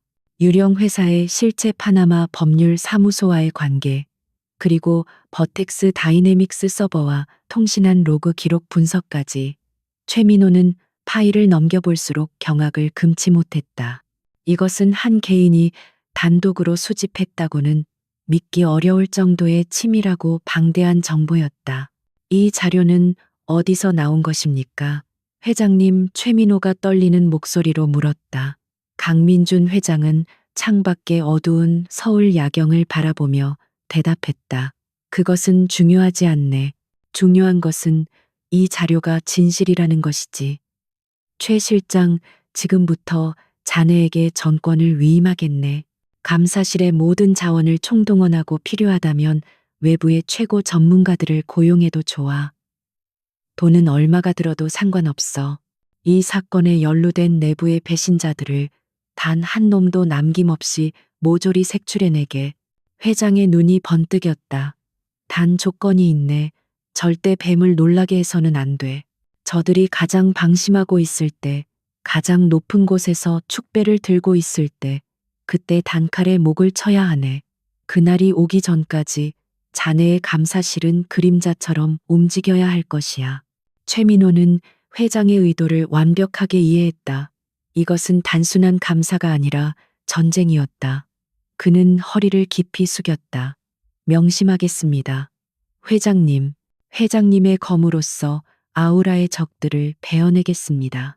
그날 이후 아우라 그룹의 수면 아래에서는 거대한 전쟁 준비가 시작되었다. 최민호의 감사실은 유령처럼 움직이며 박진우와 그의 공모자들의 모든 통신을 감청하고 자금 흐름을 추적하며 증거를 산더미처럼 쌓아 올렸다. 동시에 강민준 회장은 서연에게 암호화된 채널을 통해 몇 가지 전략적인 정보를 은밀하게 전달했다. 그것은 버텍스 다이내믹스가 원하는 핵심 기술 데이터의 종류와 그들이 박진우에게 데이터를 최종적으로 넘기라고 요구한 시점에 대한 정보였다. 그날은 바로 분기별 실적을 보고하는 이사회 당일이었다. 서연은 자신의 역할을 완벽하게 수행했다. 그녀는 박진우 앞에서 완전히 겁에 질린 모습을 연기했다. 그의 모든 부당한 지시에 복종했고 눈도 제대로 마주치지 못했다. 그녀의 그런 모습에 박진우는 완전히 방심했다. 그는 자신의 협박이 제대로 먹혔다고 확신했고 서연을 더 이상 경계의 대상이 아닌 그저 편리한 도구로 여기기 시작했다. 그는 이사회를 자신의 화려한 성공 무대로 만들기 위해 서연에게 발표 자료 준비를 포함한 모든 실무를 떠맡겼다. 그는 자신이 스스로의 처형식 무대를 자신의 손으로 꾸미고 있다는 사실을 까맣게 몰랐다. 모든 것은 거대한 체스판의 명인 강민준 회장의 계획대로 움직이고 있었다. 결전의 날이 밝았다. 아우라 그룹 본사 타워의 최상층에 위치한 이사회 회의실에는 아침부터 무거운 공기가 감돌고 있었다. 그룹의 미래를 좌지우지하는 최고의 임원들이 속속 자리를 채웠고 그들의 굳은 표정에서는 한치의 오차도 용납하지 않겠다는 냉철함이 묻어나왔다. 그들 사이를 흐르는 팽팽한 긴장감은 오늘 보고될 안건들이 그룹의 명운에 얼마나 중요한지를 말해주고 있었다. 잠시 후 회의실 문이 열리고 박진우 팀장이 당당한 걸음으로 들어섰다. 그의 얼굴에는 완벽한 자신감과 승리에 대한 확신이 가득했다. 그는 최고급 맞춤 정장을 입고 있었고 머리부터 발끝까지 성공한 리더의 아우라를 풍겼다. 그의 뒤를 따라 강서연이 평소와 다름없는 단정한 모습으로 노트북과 서류철을 들고 조용히 들어와 발표석 구석에 자리를 잡았다. 그녀는 마치 무대 위의 주인공을 보조하는 보이지 않는 스태프처럼 자신의 존재감을 완벽하게 지우고 있었다. 박진우는 이사들을 향해 정중하게 허리를 숙여 인사한 뒤 연단에 섰다.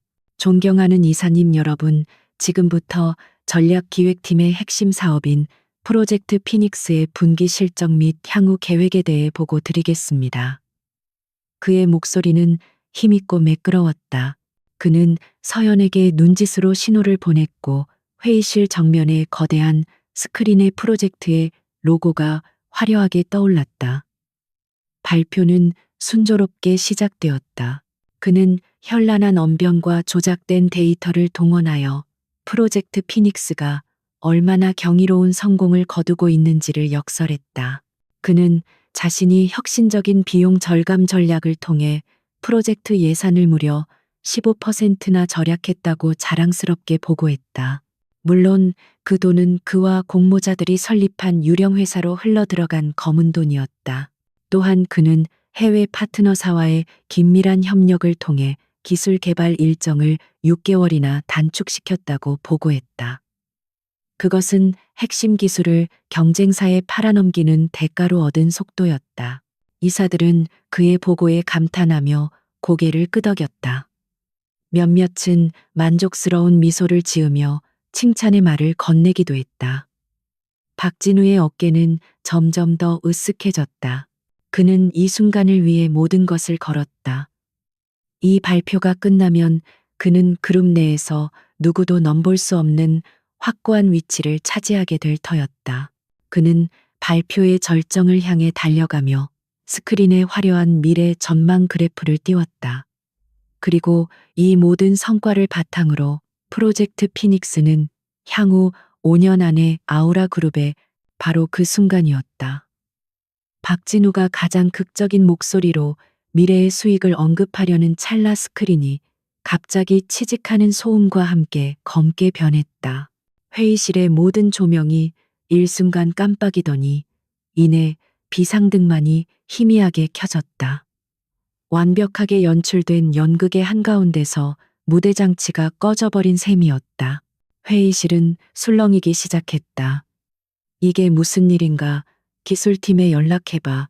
박진우는 당황하여 얼굴이 붉어졌다. 그는 구석에 앉은 서연을 향해 버럭 소리쳤다.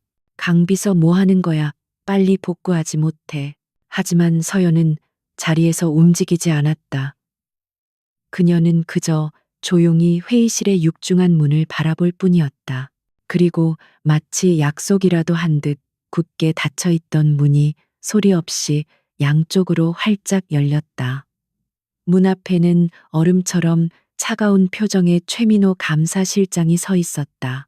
그의 양옆으로는 감사실의 핵심 요원들과 그룹 법무팀의 변호사들이 굳은 얼굴로 도열해 있었다. 그들의 등장은 회의실의 공기를 순식간에 바꿔놓았다. 성공을 축하하는 축제의 장은 이제 엄숙한 심판의 법정으로 변해버렸다. 최민호 전무가 구둣발 소리를 울리며 회의실 안으로 들어섰다. 그는 동요하는 이사들을 향해 가볍게 목례를 한 뒤 곧장 연단으로 향했다. 박진우는 경악과 분노가 뒤섞인 표정으로 그를 막아섰다. 최 전무님, 지금 이게 무슨 무례한 짓입니까?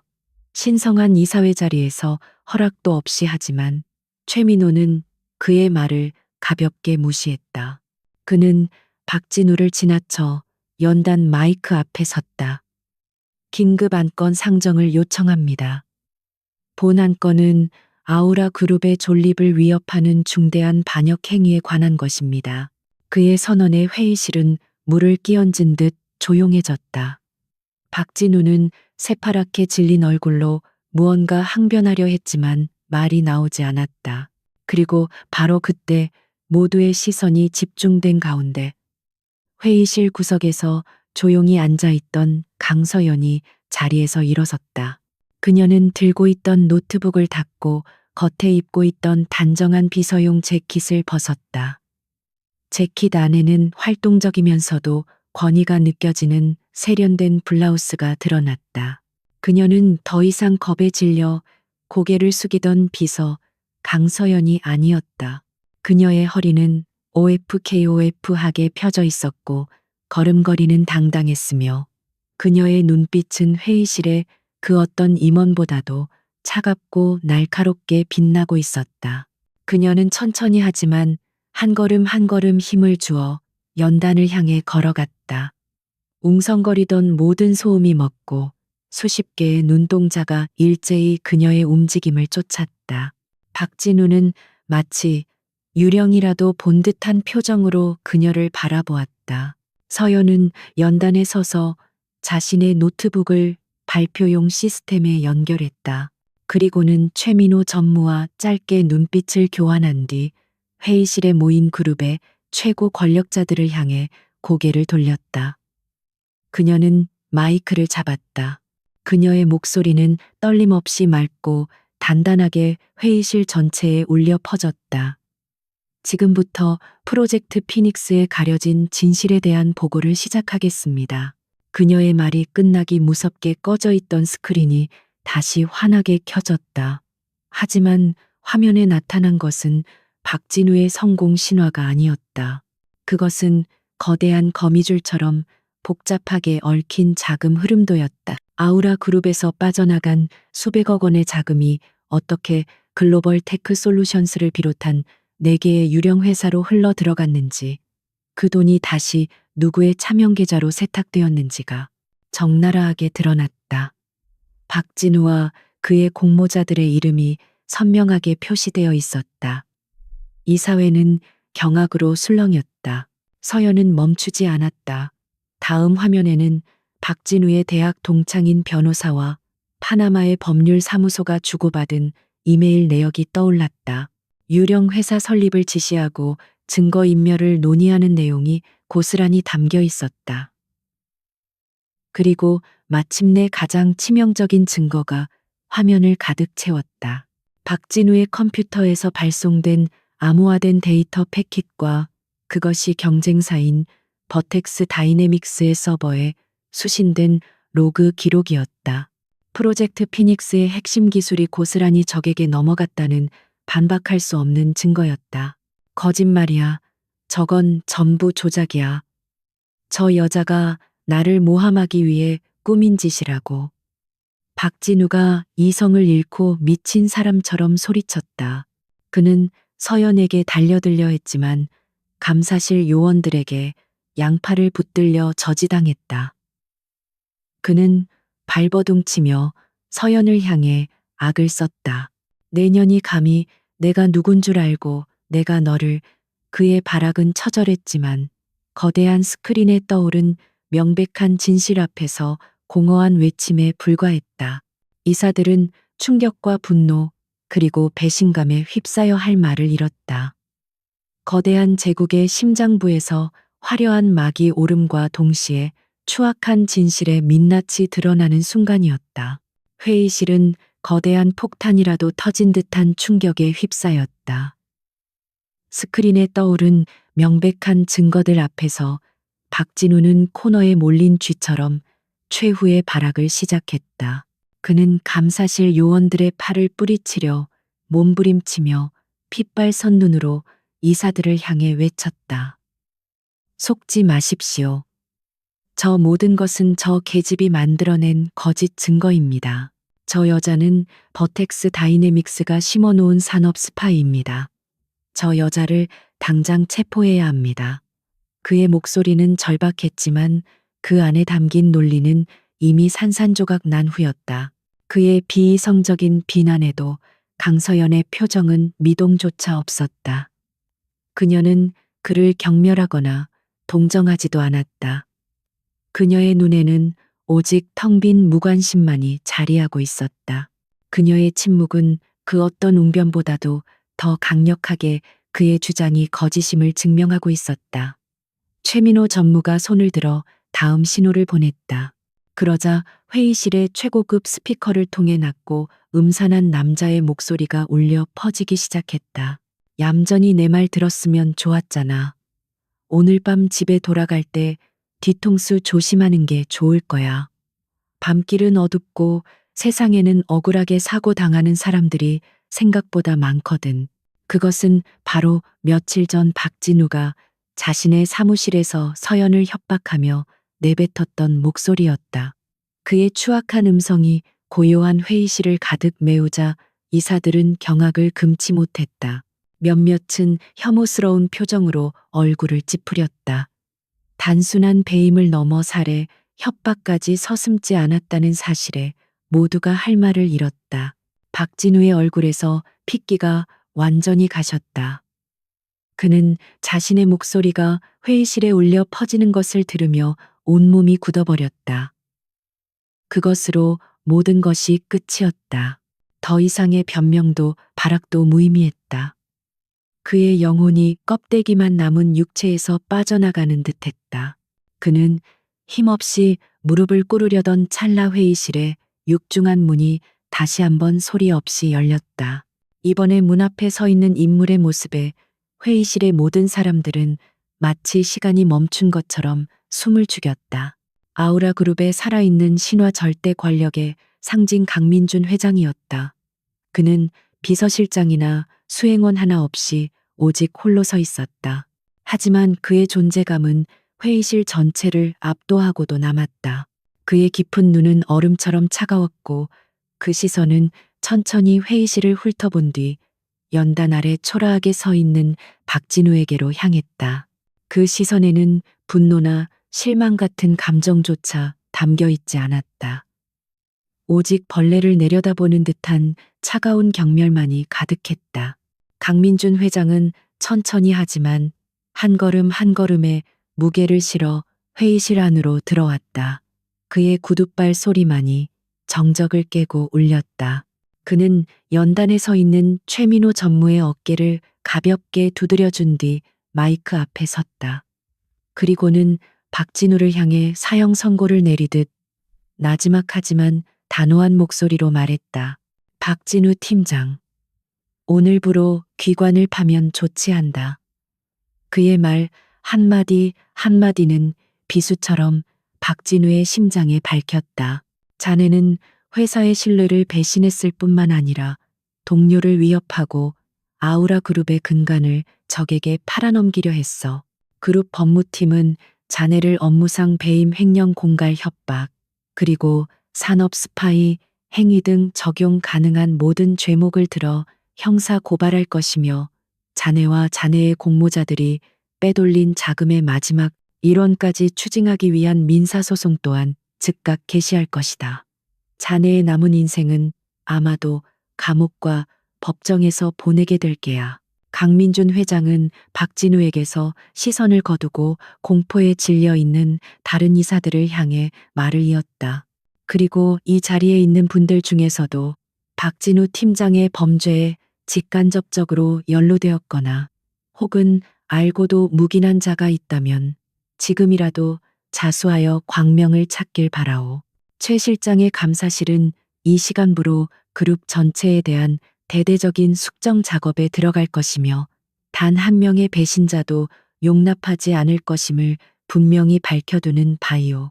회의실의 공기는 납처럼 무겁게 가라앉았다. 몇몇 임원들은 시선을 피하며 식은땀을 흘렸다. 강 회장의 선언은 단순한 경고가 아니었다. 그것은 거대한 제국의 황제가 내리는 피해 숙청 예고였다. 그리고 마침내 그는 회의실 한쪽에 꼿꼿이 서 있는 강서연에게로 시선을 돌렸다. 그의 차가운 눈빛이 그녀를 향하는 순간 기적처럼 부드럽고 따뜻하게 변했다. 그는 연단에서 내려와 모두가 지켜보는 가운데 그녀에게로 천천히 걸어갔다. 그는 서연의 바로 앞에 서서 자랑스러움과 미안함이 뒤섞인 눈으로 그녀를 바라보았다. 그리고는 따뜻한 손으로 그녀의 어깨를 감쌌다. 그는 다시 이사들을 향해 몸을 돌려 이전과는 비교할 수 없을 정도로 크고 힘있는 목소리로 선언했다. 오늘 이 자리를 빌려 여러분께 한 사람을 소개하고자 하오. 이 모든 추악한 진실을 밝혀내고 위기에 빠진 아우라 그룹을 구해낸 숨은 영웅을 말이오. 그는 서연의 어깨를 가볍게 다독이며 말을 이었다. 여러분이 그저 평범한 비서로만 알고 있었던 이 사람 바로 강서연이요. 이사들은 어리둥절한 표정으로 서연을 바라보았다. 유능하긴 하지만 회장님이 직접 이사회에서 소개할 정도의 인물이었던가. 박진우조차 넋이 나간 표정으로 그 광경을 보고 있었다. 그리고 마침내 누구도 예상하지 못했던 서울 전체를 뒤흔들 만한 충격적인 한마디가 강민준 회장의 입에서 터져 나왔다. 그리고 이 강서연은 이 강민준의 유일한 혈육이자 내 모든 것을 물려받게 될 나의 하나뿐인 자랑스러운 손녀딸이기도 하오. 정적, 완벽한 정적이 회의실을 지배했다. 모든 사람들의 사고 회로가 일순간 정지했다. 방금 자신들이 들은 말을 이해하기 위해 필사적으로 뇌를 움직였다. 비서, 강서연이 회장님의 손녀딸 이사들의 입이 벌어지고 눈은 금방이라도 튀어나올 듯 커졌다. 그들의 시선이 경악에서 충격으로 그리고 인의 경외와 두려움이 뒤섞인 복잡한 감정으로 변해갔다. 그들은 지금 아우라 그룹의 공주 미래의 여제를 바로 눈앞에서 보고 있었던 것이다. 가장 큰 충격을 받은 것은 단연 박진우였다. 그의 텅 비었던 눈동자에 뒤늦게 이해의 빛이 떠올랐다. 자신이 그토록 무시하고 이용하고 짓밟으려 했던 여자가 감히 상상조차 할 수 없는 존재였다는 사실을. 그는 자신이 얼마나 어리석고 오만한 실수를 저질렀는지 깨달았다. 그는 거대한 용의 영린을 건드린 것이었다. 절망이 그의 온몸을 덮쳤다. 그것은 단순히 파면이나 감옥에 대한 두려움이 아니었다. 자신의 존재 자체가 우주에서 지워지는 듯한 근원적인 공포였다.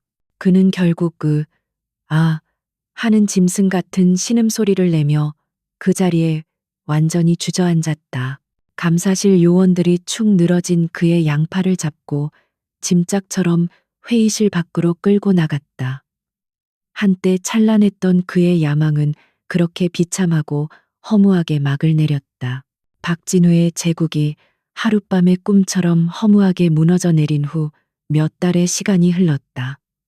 그동안 아우라 그룹에는 거대한 폭풍이 휩쓸고 지나갔다. 최민호 감사실장의 칼날은 자비가 없었다. 박진우에게 부역했던 내부 공모자들은 물론 그의 비리를 알고도 묵인하며 자신의 이익을 챙겼던 임직원들까지 모조리 뿌리 뽑혔다. 그룹 전체에 대한 대대적인 정화 작업은 고통스러웠지만 썩은 부위를 도려낸 거목이 다시 건강한 새싹을 틔우듯 아우라 그룹은 서서히 활기를 되찾고 있었다. 직원들 사이를 짓누르던 부당한 권위와 공포의 분위기는 사라졌다. 그 자리에는 실력과 원칙이 존중받는 건강한 긴장감과 위기를 함께 극복했다는 동료애적인 유대감이 자리 잡았다. 박진우와 그의 일당은 법의 엄중한 심판을 받고 있었다. 그들이 빼돌렸던 막대한 자금은 대부분 환수되었고 버텍스 다이내믹스는 아우라 그룹이 제기한 천문학적인 규모의 손해배상 소송과 산업 스파이 행위에 대한 검찰 수사로 인해 창사 이래 최대의 위기를 맞고 있었다. 정의는 더디지만 반드시 제자리를 찾는다는 것을 증명하고 있었다. 그리고 그 변화의 중심에는 강서연이 있었다. 이사회에서의 충격적인 신분 공개 이후 그녀는 한동안 그룹 전체에서 가장 뜨거운 화제의 인물이었다. 모두가 그녀를 경외와 호기심이 뒤섞인 눈으로 바라보았다. 하지만 그녀는 자신에게 쏟아지는 관심에 조금도 흔들리지 않았다. 그녀는 할아버지인 강민준 회장의 후광에 기대는 대신 스스로의 능력으로 자신의 가치를 증명하는 길을 택했다. 그녀는 그룹의 핵심 브레인 역할을 하는 전략기획실의 신임 실장으로 임명되었다. 박진우가 망쳐놓았던 바로 그 자리였다. 처음에는 그녀의 나이와 파격적인 인사를 두고 수군거리는 이들도 있었다. 하지만 그녀는 실력으로 모든 의심을 잠재웠다. 그녀는 프로젝트 피닉스를 단순한 기술 개발 사업이 아닌 그룹의 미래 비전 전체를 아우르는 거대 프로젝트로 재설계했다. 그녀의 날카로운 분석력과 거시적인 안목, 그리고 직원들과 소통하며 합리적인 대안을 찾아내는 리더십 앞에서 그 누구도 더 이상 그녀를 회장님의 손녀딸로만 대하지 않았다. 그녀는 모두에게 강서연 실장님으로 인정받았다. 어느 맑게 갠 새벽, 강서연은 아우라 타워의 가장 높은 곳, 아무나 출입할 수 없는 옥상 헬리패드에 서 있었다. 아직 어둠이 채 가시지 않은 서울의 스카이라인이 그녀의 발 아래 끝없이 펼쳐져 있었다. 차가운 새벽 공기가 그녀의 뺨을 스쳤지만 그녀의 눈빛은 그 어느 때보다 맑고 따뜻했다. 잠시 후 뒤에서 익숙한 발소리가 들려왔다. 강민준 회장이었다. 그는 비서를 대동하지 않고 오직 손녀를 보기 위해 이른 새벽 이곳까지 올라온 것이었다. 이런 새벽부터 나와 있었느냐? 강민준 회장이 다정한 목소리로 물으며 그녀의 옆에 나란히 섰다. 그는 손에 들고 있던 따뜻한 커피가 담긴 텀블러 하나를 서연에게 건넸다. 서연은 미소를 지으며 그것을 받아들었다. 할아버지께서 부르셨잖아요. 서울의 일출이 가장 잘 보이는 곳에서 중요한 할 이야기가 있으시다고요. 두 사람은 잠시 말없이 동쪽 하늘이 서서히 붉게 물들어오는 모습을 바라보았다. 거대한 도시가 긴 잠에서 깨어나 새로운 하루를 시작할 준비를 하고 있었다. 강민준 회장이 먼저 침묵을 깼다. 박진우 같은 놈 때문에 네가 그런 험한 일을 겪게 한 것이 이 할애비는 아직도 마음이 아프다. 처음부터 내게 이야기했더라면 네가 그렇게까지 고생할 필요는 없었을 텐데. 그의 목소리에는 손녀를 향한 깊은 애정과 미안함이 묻어 있었다. 서연은 고개를 저었다. 그녀는 멀리 떠오르는 태양을 바라보며 오랫동안 마음속에 담아두었던 진심을 꺼내놓았다. 아니에요, 할아버지. 그건 제 선택이었어요. 만약 제가 처음부터 할아버지의 손녀라는 사실을 밝혔다면 박진우 팀장은 그 자리에서 사라졌겠죠. 하지만 저는 평생 강민준 회장의 손녀라는 꼬리표를 달고 살아야 했을 거예요. 아무도 저의 진짜 능력을 보려고 하지 않았을 테고요. 그녀는 할아버지를 돌아보며 말을 이었다. 그녀의 눈빛은 그 어느 때보다도 단단했다. 저는 증명하고 싶었어요. 할아버지의 이름 없이 오직 강서연이라는 제 이름 석자와 제 능력만으로 저 자신의 가치를 증명하고 싶었어요. 부당함에 맞서 싸우고 제 힘으로 진실을 밝혀내고 싶었어요. 그 과정은 힘들고 외로웠지만 저는 단 한순간도 후회하지 않아요. 오히려 이제야 비로소 저는 진짜 제 자신으로 이 자리에 설 수 있게 되었어요. 그녀의 말에 강민준 회장은 더 이상 아무 말도 하지 않았다. 그는 그저 자랑스러운 눈으로 손녀를 바라보며 그녀의 어깨를 힘껏 감싸 안았다. 그의 눈가에 이슬이 맺혔다. 마침내 장엄한 태양이 빌딩 숲 너머로 그 모습을 완전히 드러냈다. 찬란한 아침 햇살이 서울 전체를 그리고 아우라 타워 꼭대기에 서 있는 두 사람을 황금빛으로 물들였다. 그것은 단순히 하루의 시작을 알리는 빛이 아니었다. 그것은 아우라 그룹이 어두운 과거를 청산하고 맞이하는 새로운 시대의 서막이었고, 한 명의 여성이 자신의 정체성을 찾아내고 스스로의 힘으로 우뚝 서는 위대한 성장의 순간을 축복하는 빛이었다. 강민준 회장이 떠오르는 태양을 보며 나지막이 말했다. 서연아, 저 해가 바로 아우라의 새로운 미래다. 그리고 그 미래는 이제 내 손에 달려있다. 정도를 걷는 것은 때로는 가장 어렵고 외로운 길이지만 그것만이 우리를 가장 멀고 높은 곳으로 이끌어줄 유일한 길이라는 것을 잊지 말거라. 서연은 말없이 고개를 끄덕였다. 그녀의 가슴은 벅찬 감동과 뜨거운 사명감으로 가득 찼다. 그녀는 이제 더 이상 상처받고 이용당하던 비서가 아니었다. 그녀는 자신의 제국을 이끌어갈 준비가 된 젊고 현명한 리더였다. 두 사람은 오랫동안 말없이 희망으로 가득 찬 서울의 아침을 함께 바라보았다.